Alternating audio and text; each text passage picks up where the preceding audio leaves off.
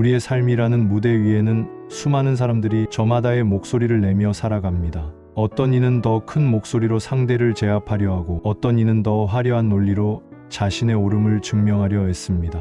우리는 매일같이 보이지 않는 힘겨루기와 미묘한 갈등의 파도 속을 헤쳐나갑니다. 그런데 그 소란스러운 무대 한편에 유독 고요한 존재감으로 빛나는 사람들이 있습니다. 그들은 논쟁의 선봉에 서지 않고 감정의 경랑에 휩쓸리지도 않으며 자신을 변호하기 위해 목소리를 높이는 법이 없습니다. 하지만 역설적이게도 이야기는 항상 그들이 원하는 방향으로 흘러가고 사람들은 마치 자석에 이끌리듯 그들의 의견에 귀를 기울입니다. 그들은 적을 만들지 않으면서 가장 강력한 우군을 얻고 단 한 번의 칼도 휘두르지 않으면서 전쟁에서 승리하는 현자들입니다. 그들의 힘은 어디에서 나오는 것일까요? 그것은 천성적으로 타고난 카리스마나 특별한 권위가 아닙니다. 그것은 삶의 폭풍우 속에서도 자신의 중심을 잃지 않도록 끊임없이 단련해온 깊고 정교한 내면의 기술입니다. 싸우지 않고 이긴다는 것은 상대를 짓밟고 일어서는 비정한 승리가 아닙니다. 그것은 나 자신을 완벽하게 통제함으로써 상대방과 상황 전체를 나의 평화로운 영향력 아래 두는 가장 차원 높은 지혜입니다. 이 지혜는 외부의 적을 향하기 전에 내 안에 가장 다루기 힘든 적, 즉 나의 즉흥적인 감정과 에고를 먼저 다스리는 데서 출발합니다. 오늘 우리는 그 고요하지만 세상을 움직이는 힘, 싸우지 않고 진정한 승리를 거머쥐는 사람들의 내면 세계로 아주 긴 여행을 떠나려 합니다. 이 여행의 끝에서 당신은 이전과는 다른 시선으로 세상과 사람, 그리고 당신 자신을 바라보게 될 것입니다. 제1장 흔들리지 않는 성체, 내면의 고요한 중심 구축하기. 모든 전략의 시작이자 끝은 바로 나 자신입니다. 내가 견고하지 않으면 어떤 기술도 사상누각에 불과합니다. 세상은 우리에게 끊임없이 돌을 던집니다. 비난, 오해, 무시, 분노라는 이름의 돌멩이들입니다. 대부분의 사람들은 그 돌멩이가 날아오는 즉시 반응합니다. 더 큰 돌을 던져 맞서 싸우거나 방패를 들어 막기에 급급합니다. 하지만 진정한 강자는 날아오는 돌멩이를 피하지도 막지도 않습니다. 그는 자신의 내면에 깊고 단단한 성체를 쌓아두었습니다. 그 성체 안에서 그는 날아온 돌이 성벽에 부딪혀 힘없이 떨어지는 것을 그저 조용히 지켜봅니다. 그에게 타인의 공격은 더 이상 자신의 평화를 해칠 수 있는 위협이 아니라 그저 성벽 밖에서 일어나는 하나의 현상일 뿐입니다. 정신과 의사 빅터 프랭클이 아우슈비츠 수용소의 참혹한 현실 속에서 발견한 위대한 진실을 다시 한번 깊이 새겨봅시다. 자극과 반응 사이에는 공간이 있다. 그 공간에는 자신의 반응을 선택할 수 있는 자유와 힘이 있다. 그리고 우리의 반응에 우리의 성장과 행복이 좌우된다. 싸우지 않고 이기는 사람은 바로 이 공간을 의식적으로 확장하는 훈련을 하는 사람입니다. 누군가 당신에게 상처 주는 말을 했을 때 즉시 어떻게 나에게 그런 말을 할 수 있라고 반응하는 대신 잠시 숨을 고릅니다. 그리고 그 공간 안에서 스스로에게 묻습니다. 지금 내 안에서 어떤 감정이 일어나는가? 분노인가? 슬픔인가? 이 감정은 어디에서 비롯되었는가? 이 감정에 즉시 반응하는 것이 나에게 진정으로 이로운가? 이 짧은 멈춤의 순간이야말로 평범한 사람과 현자를 가르는 경계선입니다. 이 순간을 통해 당신은 감정의 꼭두각시에서 벗어나 자신의 감정을 다스리는 주인이 됩니다. 고대 스토아 학파의 철학자 황제 마르쿠스 아우렐리우스는 매일 밤 자신의 명상록에 이렇게 기록하며 스스로를 단련했습니다.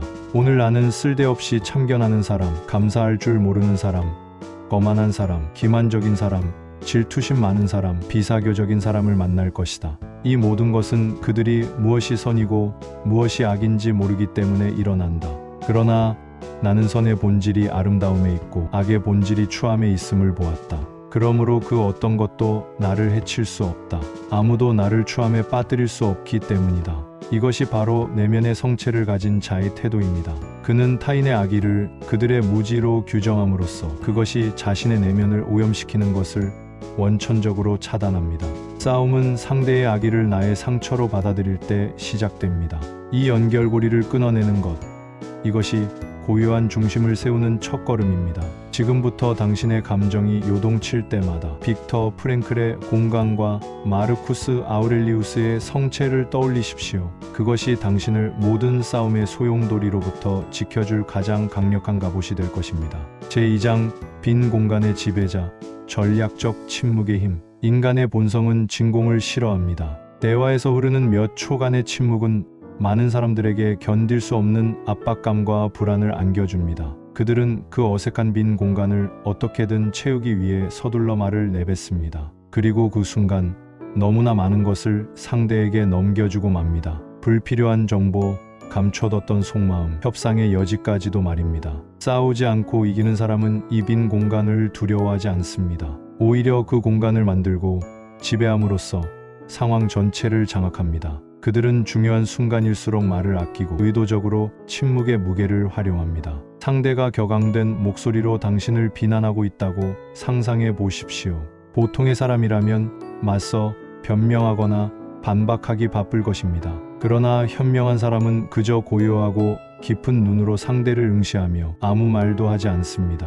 그 깊은 침묵 앞에서 상대는 이내 당황하기 시작합니다. 혼자서만 떠들고 있는 자신의 모습이 어색해지고 자신의 주장이 과연 논리적인지, 자신의 감정이 너무 격한 것은 아닌지 스스로를 돌아보게 됩니다. 결국 상대는 제풀에 지쳐 스스로 말을 멈추거나 왜 아무 말이 없으시죠? 당신에게 주도권을 넘겨주게 됩니다. 프랑스의 외교관이었던 탈레랑은 침묵의 가치를 이렇게 역설했습니다. 말은 인간에게 자신의 생각을 숨기기 위해 주어진 것이다. 이 말은 역설적으로 침묵이야말로 그 어떤 말보다 더 많은 것을 드러내고 더 강력한 메시지를 전달한다는 의미를 담고 있습니다. 당신의 침묵은 상대에게 이렇게 말하는 것과 같습니다. 나는 당신의 감정적인 게임에 말려들지 않을 것이다. 나는 당신이 보지 못하는 더 큰 그림을 보고 있다. 나는 당신이 스스로 진정할 때까지 얼마든지 기다려줄 수 있다.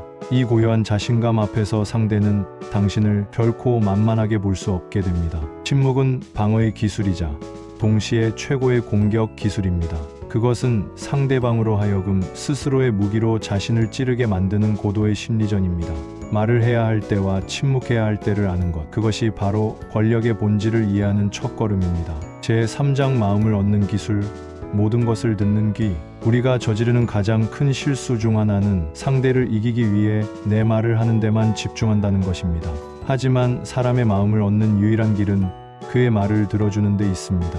사람들은 자신을 비판하고 가르치려는 사람이 아니라 자신의 이야기, 특히 자신의 고통과 결핍에 귀 기울여주는 사람에게 마음의 성문을 열어젖힙니다. 싸우지 않고 이기는 사람은 누구보다 잘 듣는 경청의 대가입니다. 그들은 단순히 귀로 듣는 것이 아니라 온 마음으로 듣습니다. 상대방의 단어 하나하나, 그 행간에 숨겨진 감정의 파편들, 목소리의 미세한 떨림, 잠시 머뭇거리는 숨결까지도 놓치지 않고 받아냅니다.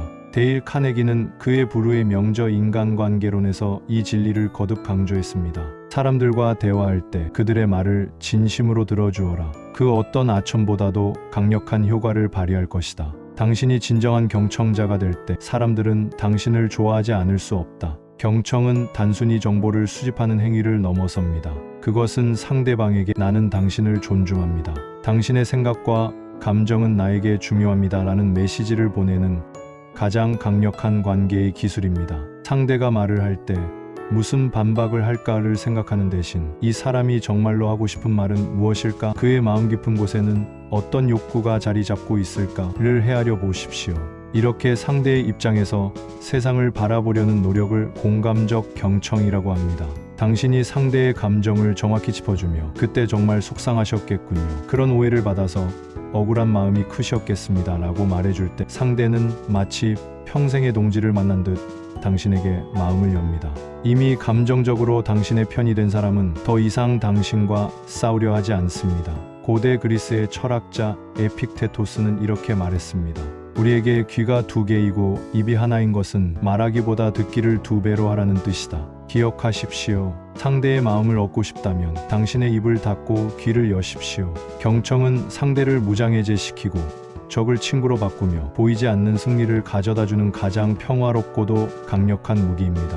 제 사장구름 위에서 전장을 내려다본다. 관점의 힘. 갈등의 한복판에 있을 때 우리는 마치 무대 위의 배우처럼 자신의 역할에만 매몰되기 쉽습니다. 상대방의 대사 하나하나에 일희일비하고 정해진 각본처럼 감정적인 반응을 쏟아냅니다. 이처럼 시야가 좁아지면 우리는 상황의 전체적인 흐름을 놓치고 눈앞의 사소한 이익에 집착하다가 더 큰 것을 잃게 됩니다. 협상 전문가 윌리엄 유리는 이러한 상태에서 벗어나는 최고의 방법으로 발코니에 오르라고 조언합니다. 갈등이 격화될 때 잠시 무대에서 빠져나와 정신적인 발코니에 올라가라.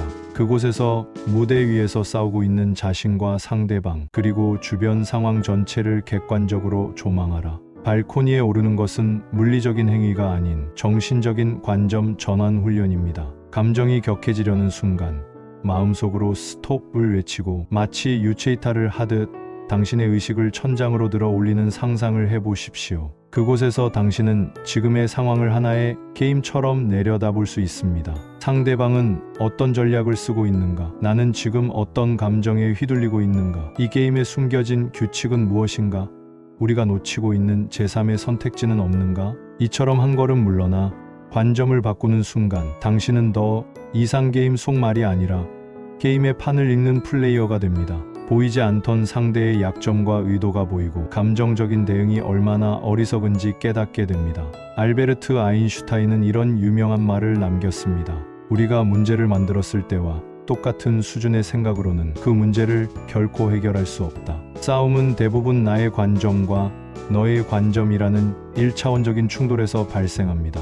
발코니에 오르는 행위는 이 문제를 우리의 문제라는 더 높은 차원으로 끌어올리는 지혜입니다. 그곳에서 당신은 흑백 논리에서 벗어나 다양한 해법을 모색할 수 있는 여유를 갖게 됩니다. 상대의 입장을 더 깊이 이해하게 되고 궁극적으로는 함께 이기는 길을 찾아낼 수 있습니다. 갈등이 생길 때마다 기억하십시오. 무대 위에서 싸우지 말고 발코니에 올라가 지휘하십시오.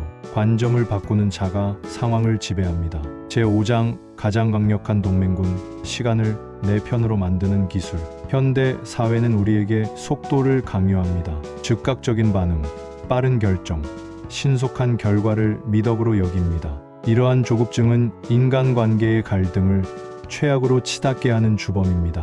우리는 기다리지 못하고 섣불리 행동하며 충분히 익지 않은 과일을 억지로 따려다 이를 그르칩니다. 싸우지 않고 이기는 사람은 시간이야말로 가장 강력한 동맹군이라는 사실을 압니다. 그들은 성급하게 결론 내리지 않고 문제에 의도적으로 시간이라는 숙성의 과정을 부여합니다. 러시아의 대문호 레프 톨스토이는 이렇게 말했습니다. 가장 강력한 동맹의 전사는 인내와 시간이다. 시간은 많은 것을 해결해 줍니다. 격앙되었던 감정은 시간이 지나면서 자연스레 가라앉습니다. 복잡하게 얽혔던 문제의 본질이 시간이 흐르면서 명확하게 드러나기도 합니다.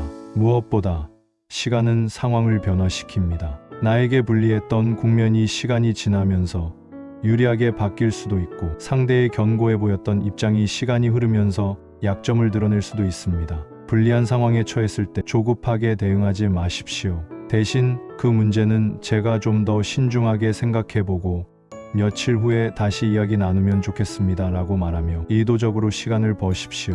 그 시간 동안 당신은 감정을 추스를 수 있고 더 나은 전략을 구상할 수 있으며 상대에게는 당신이 이 문제를 얼마나 진지하게 생각하는지에 대한 무게감을 심어줄 수 있습니다. 프랑스의 우화 작가 장 드 라 퐁텐 역시 인내의 힘을 이렇게 노래했습니다. 인내와 시간은 힘이나 열정보다 더 많은 것을 해낸다. 기다림은 무기력한 방치가 아닙니다.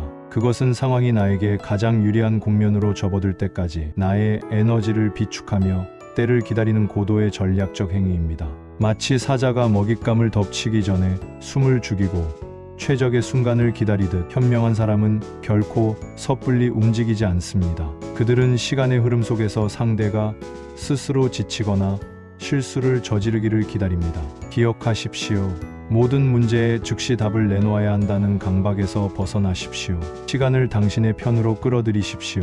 인내는 약함의 상징이 아니라 상황의 흐름을 읽고 미래를 내다보는 자만이 가질 수 있는 가장 강력한 무기입니다. 제6장 물의 지혜를 배우다.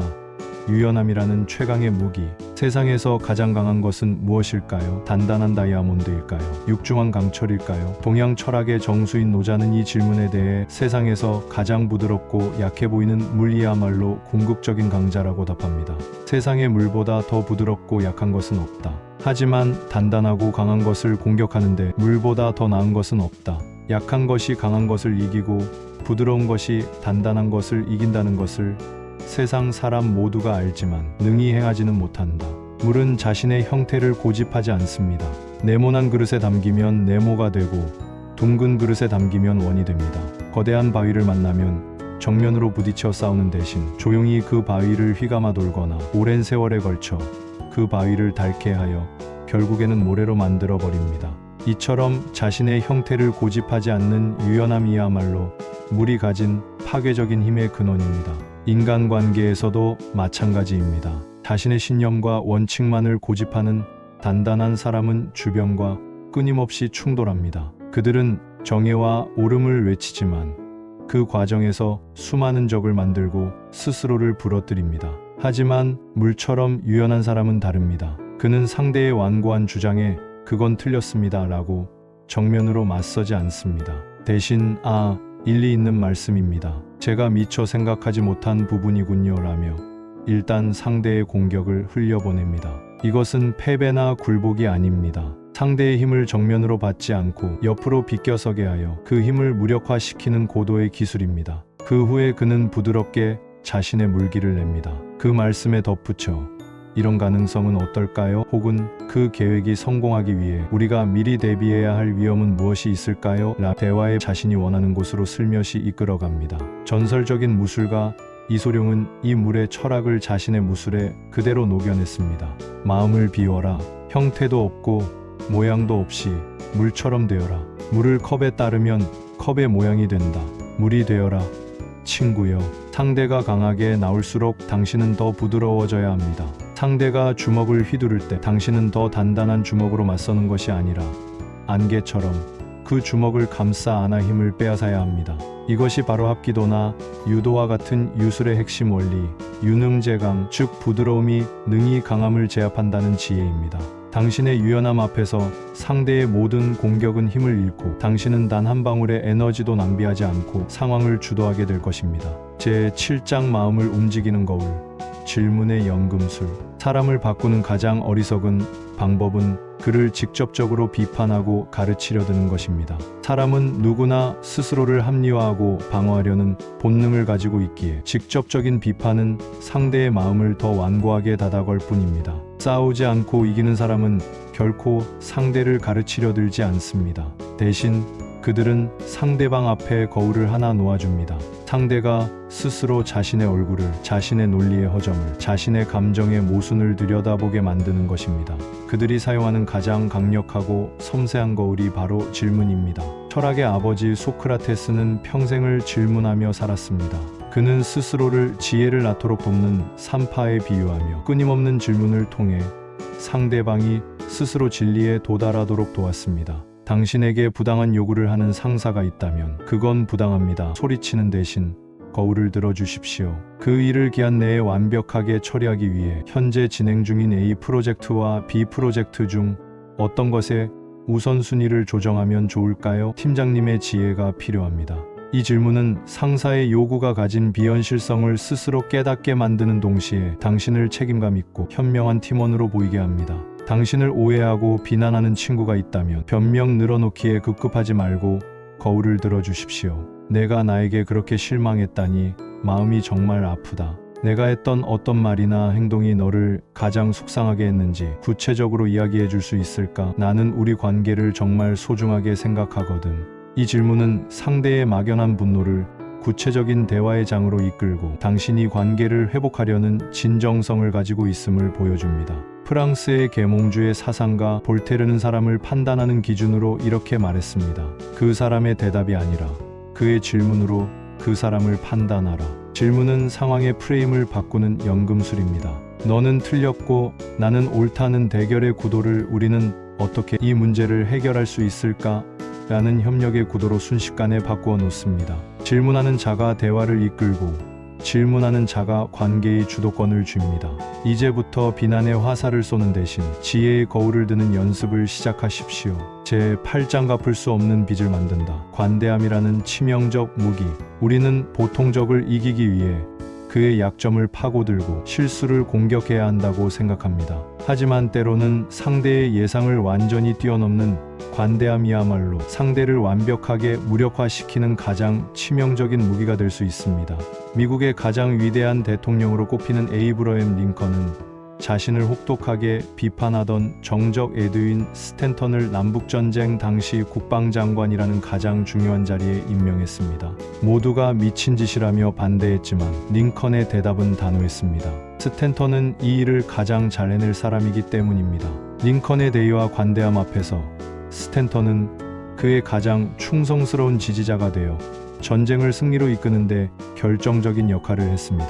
훗날 링컨이 암살당했을 때 그의 시신 옆에서 여기 세상에서 가장 위대한 지도자가 누워있다라며 눈물을 흘린 사람이 바로 스탠턴이었습니다.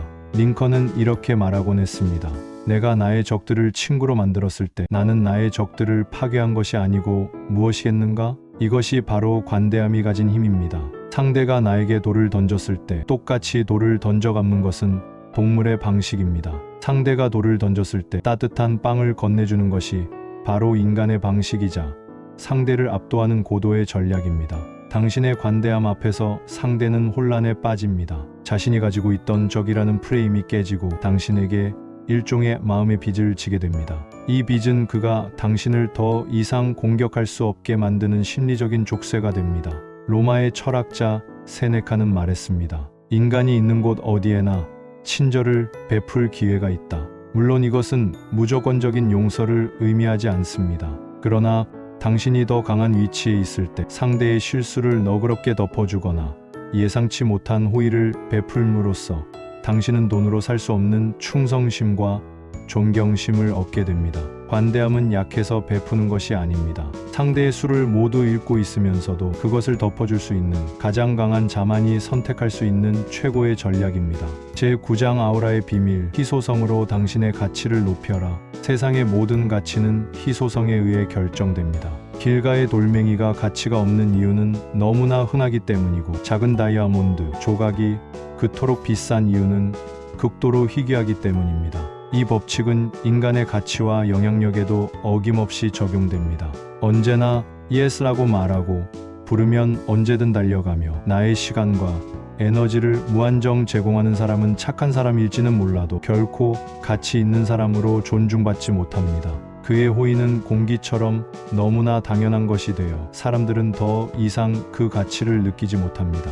오히려 그의 선의를 당연한 권리처럼 여기고 더 많은 것을 요구하며 그를 함부로 대하기 시작합니다. 17세기 스페인의 현자 발타자르 그라시아는 그의 저서 세상을 보는 지혜에서 이렇게 날카롭게 조언했습니다. 항상 약간의 아쉬움을 남겨라.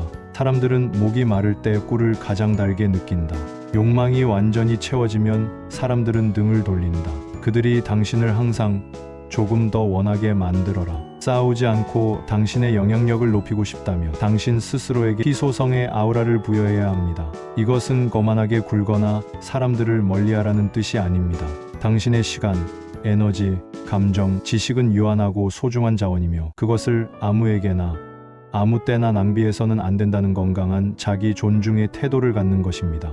모든 모임에 참석해야 한다는 강박을 버리십시오. 모든 연락에 즉시 답해야 한다는 의무감에서 벗어나십시오. 때로는 부당하거나 내키지 않는 요구에 죄송하지만 그건 제 우선순위가 아닙니다. 혹은 지금은 다른 중요한 일에 집중해야 할 것 같습니다. 라고 미소 지으며 거절할 수 있는 용기가 필요합니다. 당신이 자신의 시간을 존중하고 스스로를 귀하게 여길 때 세상도 당신을 귀하게 대하기 시작합니다. 당신의 no는 당신의 yes를 훨씬 더 가치 있게 만듭니다. 당신이 선택적으로만 모습을 드러낼 때 사람들은 당신의 존재를 더욱 갈망하고 당신의 말에 더 귀를 기울입니다. 집착은 가치를 떨어뜨리고 적절한 거리는 가치를 높입니다. 상대를 쫓아다니지 마십시오. 당신만의 정원을 아름답게 가꾸는 데 집중하십시오. 당신의 정원이 향기로 가득 찰 때 세상의 모든 나비들은 당신을 향해 날아들 것입니다. 결론, 가장 위대한 승리는 내면의 평화이다. 우리는 오늘 싸우지 않고 이기는 지혜의 바다를 따라 긴 항해를 했습니다. 내면의 고요한 성체를 쌓는 법부터 침묵과 경청의 힘, 물처럼 흐르는 유연함, 발코니에 오르는 관점의 지혜, 시간을 동맹군으로 삼는 인내, 질문이라는 거울, 관대함이라는 무기, 그리고 희소성으로 가치를 높이는 기술까지, 이 수많은 지혜의 진주들은 결국 하나의 실로 깨어집니다. 그것은 바로 진정한 승리는 타인을 지배하는 것이 아니라 나 자신을 완벽하게 지배하는 데서 온다는 위대한 진실입니다. 세상은 끊임없이 당신을 시험하고 흔들 것입니다. 그러나 기억하십시오. 바람이 거세게 분다고 해서 거대한 산맥이 무너지지 않으며 폭풍우가 몰아친다고 해서 깊은 바다의 본질이 변하지 않습니다. 당신의 내면이 산처럼 고요하고 바다처럼 깊다면 세상의 그 어떤 소란도 당신의 평화를 깨뜨릴 수 없습니다. 독일의 철학자 프리드리히 니체는 절망의 끝에서 이렇게 외쳤습니다. 나를 죽이지 못하는 모든 고통은 나를 더욱 강하게 만들 뿐이다. 당신이 마주하는 모든 갈등과 시련은 당신을 무너뜨리기 위한 장애물이 아니라 당신의 영혼을 더욱 강하고 지혜롭게 만들기 위한 신의 선물입니다. 싸움의 유혹이 당신을 찾아올 때 이긴 항해에서 얻은 지혜들을 나침반 삼아 당신의 길을 찾으십시오. 폭발하는 대신 고요함을, 변명하는 대신 경청을, 부러지는 대신 유연함을 선택하십시오. 당신이 그렇게 고요하고 단단한 중심을 지키며 지혜롭게 당신의 길을 걸어갈 때 세상은 당신 앞에 길을 열어줄 것입니다. 당신은 더 이상 사소한 전투에 에너지를 낭비하지 않고 당신의 삶이라는 가장 위대한 전쟁에서 조용히 그리고 완전하게 승리하는 진정한 현자가 될 것입니다. 그 위대한 승리는 다른 누구도 아닌 바로 당신 자신에게서 시작됩니다.